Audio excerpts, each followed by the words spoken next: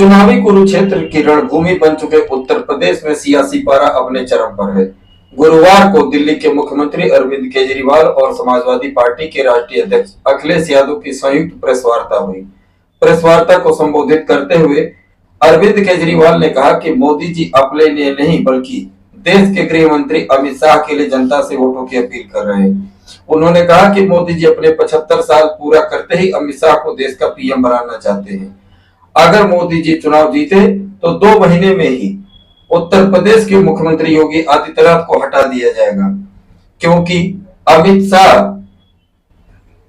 अमित शाह के पीएम बनने में सबसे बड़ा रोड़ा योगी जी हैं, जिन्हें सबसे बड़ा कांटा भी समझा जा रहा है। केजरीवाल ने कहा कि आज से 2 महीने पहले उन्होंने यह बात कही थी, लेकिन भाजपा के किसी नेता ने मेरी इस बात का खंडन नहीं किया।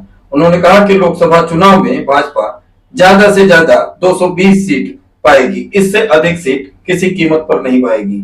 और इंडिया गठबंधन पूरी मजबूती के साथ लोकसभा चुनाव लड़ रहा है और आने वाले समय में इंडिया गठबंधन की सरकार बनेगी। देश को बचाने के लिए आदरणीय अरविंद केजरीवाल जी आए हैं, हम लोग का सहयोग मदद करने के आए हैं। मैं इनका धन्यवाद देता हूं।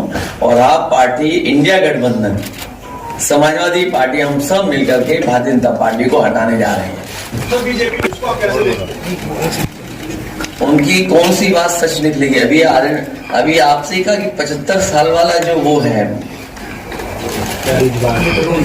रूल नियम, उसको तो फॉलो किया जाएगा, इसी से पता लग जाएगा।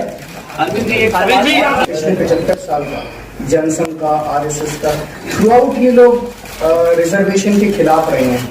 तो अब 400 सीटें लाके ये संविधान बदल के उस रिजर्वेशन को खत्म करना चाहता है। दिल्ली में 3-4 दिन पहले ये प्रेस कॉन्फ्रेंस की थी और ये दोनों मुद्दे उठाए थे। जैसे मैंने मुद्दे उठाए थे तो अमित शाह जी ने और उनके कई नेताओं ने अपनी भावना प्रकट की कि नहीं, मोदी जी को 75 साल में इस्तीफा नहीं देना चाहिए, मोदी जी को 75 साल पूरा कार्यकाल पूरा करेंगे। उन सब की भावनाओं की मैं कदर करता हूं, क्योंकि अपने नेता के लिए जब भी ऐसी बात होती है तो सब लोग सामने आके बात करते हैं। लेकिन बड़ी बात यह है कि मोदी जी ने ऐसा नहीं कहा कि मैं 75 साल पे इस्तीफा नहीं दूंगा, मैं रिटायर नहीं होऊंगा। उनका अपना बनाया हुआ रूल है और मुझे पूरी उम्मीद है कि मोदी जी का अपना बनाया हुआ रूल है और मोदी जी अपने रूल को फॉलो करेंगे। नहीं तो लोग कहेंगे कि मोदी जी ने ये रूल आडवाणी जी को हटाने के लिए बनाया था, जब अपनी बारी आई तो नहीं। तो मोदी जी इस रूल का फॉलो करेंगे, ये पूरा यकीन है देश के लोगों को कि उन्होंने खुद रूल बनाया तो खुद फॉलो करेंगे।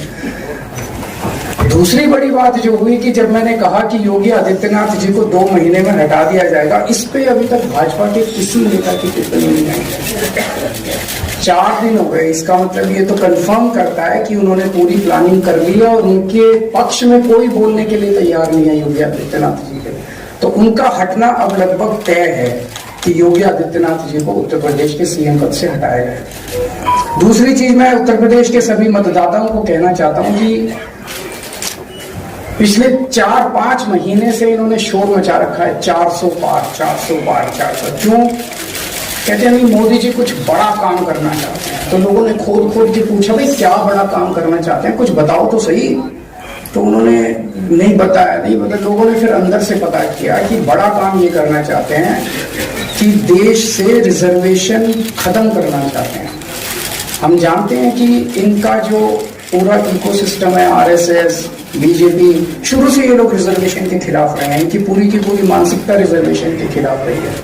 तो मैं सभी लोगों को ये आगाह करना चाहता हूं कि ये बड़ा काम इनको 400 पार इसीलिए चाहिए क्योंकि ये रिजर्वेशन खत्म करना चाहते हैं। संविधान को, बाबा साहब अम्बेडकर ने जो संविधान बनाया था, उस संविधान को ये तार करना चाहते हैं। पूरे देश भर से अब जो ट्रेंड आ रहे हैं, वो ट्रेंड ये दिखाते हैं कि भारतीय जनता पार्टी को 250 से भी नीचे, मेरे हिसाब से 220 के आसपास, 3-4 दिन पहले भी मैंने कहा था, 220 से कम सीटें इनकी आती हुई नजर आ रही हैं।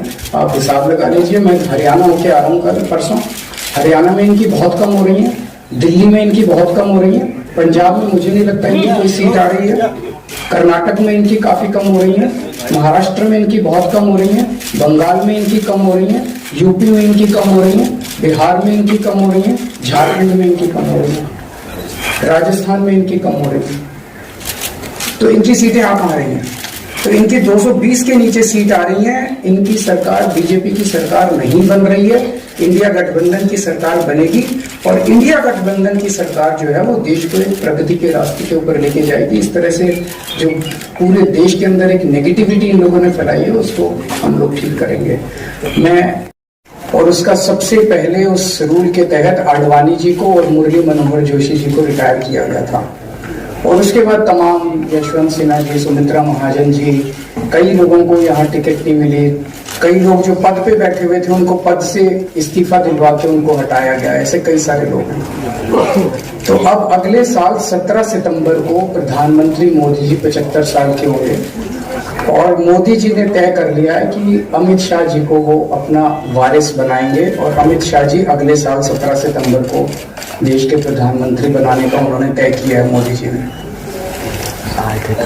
इसके ऊपर मोदी जी पिछले 1-2 साल से लगे भी हुए हैं क्योंकि भारतीय जनता पार्टी के अंदर अमित शाह जी के सामने जो जो बाधाएं पैदा कर सकता था नेता, एक एक करके उन सब नेताओं को साइड कर दिया गया, उनका पत्ता साफ कर दिया गया।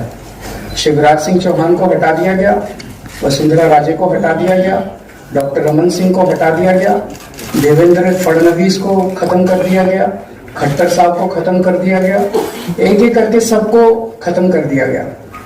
एक ही शख्स बचे हैं जो अमित शाह जी के रास्ते का कांटा बन सकते हैं।